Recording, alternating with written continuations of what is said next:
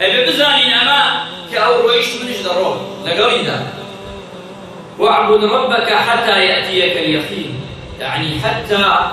يأتيك الموت. تفسير فرميت يعني عبادتي خواب كحتى أريد مردن يا مردن أقابل، يعني بردوان بي يوجا كانت بتوكا شاكا كانت بتوكا أقساني أقل تمضي ويخرج آمان صد آمان مطلمان إذا كان يوجا كانتا آمان صد آمان يوجا كانتا آمان صد آمان يوجا كانتا یەکەم پرسیار لەناو گۆڕدا دوای سێ پرسیارەکەی نەکیر و منکەر نوێژە ئازیزان خۆشەویستان ئامان و یادە نەفەوتێ چنێ هەوڵەدەی نوێژەکانت بە جوانی و بەڕێکی بکە وا بزانە ئاخر نوێژە دەیکەی نوێژت کرد ببڕە لە دنیا وات بێرە لە دنیا نوێژێکی تەقلە مەکە نوێژێ مەکە بێژی لە کۆڵ بۆڵی وەڵڵاهی لەناو قەبرەکە حەسرەتە خواستی بێیتەوە بۆ دنیا کاتێ نوێژ بکەی والله حەسرەتە خواستی چۆن کەمێت نێسیامە باوە چۆن زگرێ زیاتر نەکرد چۆن خێرێ ئەوانەی خوا ماڵی دابیان بەهەش بکردن بۆ خۆتان بە ماڵەکەتان عوسمان ئاسا ڕەزیل مەبن بەخوا دوای تۆ پەخشانی پێ دەکرێت کێ لە دینارە خێری پێ دەکرێت لە هەر جوا خێر بوو تۆ ئامادە شەیطان نەخەڵەتێ بڵێ فەقیرە بی دوای دەبرسانبی مناڵەکان دەبرسانبێ نەبەخوا توو ببەخشە خوا مناڵەکان دەکاتە خاوەن توو ببەخشە خوا ئەتبارێت توو ببەخشە خوای گەورە هەموو شتێکت بۆ مسەخەرە بیدە بۆ خوا بڕوا پێشی خۆت وەک ئەوە نییە پێشی خۆت ڕەوانی بکەی چێ دوای تۆ ڕەوانیەکە قەبرەکەت ڕوو ناکەرەوە بە شەوان بێ بۆ مزگەوت با قەبرەکەت ڕوان ڕوو ناکرێتەوە نوێژی بەیانیان گەنجە دڵ گەرمەکان دڵ گەنجە ئازیزەکان ویابن ئامان سەد ئامان شەو هەتا بەیانی ناخەوی نوێژی بەیانیت خواجیان بێیدێکە لەناو قەبرەکە بێیدێکە ئەڵێ ئەی بەندەکە من تۆم بە جوانی جەستەیەکی جوان ڕوخسارێکی جوان لە بەیانی و هەتا یاوارە لە شێوەوارەوە تا شەو بە دیاری ئەم موبایل و ئینتەرنێتە چارێکێ مەجاڵێ نەبوو نوێژەکەی من بکەی نوێژەکە بکەی بۆ خۆت ئیسپادەی بێ ئەبێ ئێمە لەدەم خۆمان بینە مامۆستای خۆمان بپرسینەوە لە خۆمان بۆی و کاتە لە قیامەتە ڕوو سپیدی نەکوا ڕۆژی خوا پەرواندا خۆت ئامادە کرد پێش ئەوەی مردن بگاتێت ئەمە وەسیەتی پێغەمبەری خوایە صلی الله علیه وسلم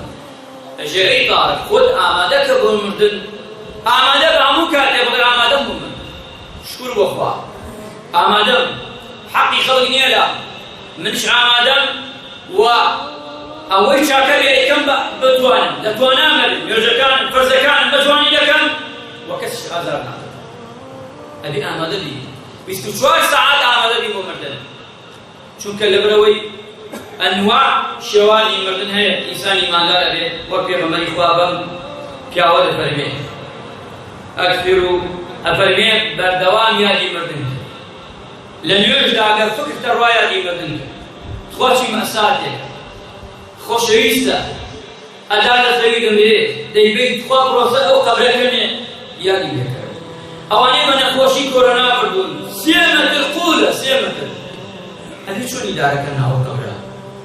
ئەگەر خواجان عینی هەموومان لەدا چۆنی دارە بکەین 3 مەتر قوولە ئەو جەنازە لەژێر ئەو قەبرە تۆ مناڵێکتە خۆشەویستێکتە نایەری حەشەراتێکی بچوو بداتە گیانیەوە بەڵام دەیدا وایەوەی بەدەستی خۆت دەینێتە ناو ئەو قوڕا ئەو خۆڵە بە بەرچاو تۆ خۆڵەکەنە سەریا تەماشاکە چی مەشهەدێکە بە تەنیا جێ لەو قەبرستانە تاریکە بێگڵۆ بێکەس ئەزانێ ئەو کاتە دەینەوە خوای گیان ڕەحمی پێکردنی ئاگامان هەیە لە قەبرستان هاوارەکە هەموو ئەوەی گوێی لێ بەڵام مرۆڤ گوێی بەڵام مرۆڤەکان گوێی هاوارەکە جێم مێرن کورە فڵان کەس جێم مێرە لە تەنیا لێرە کورە فڵان کەس تۆ ڕەفیقم بووی کورە دایە کورە بابە جێم مێرن بەم شوێنە تاریکە و تەنگا بەڵام ئێمە گوێمان لێ نییە مەشهەدێکە ئینسانی ئیماندار بۆی ئیمامی عوسمانە چوە سەر قەبر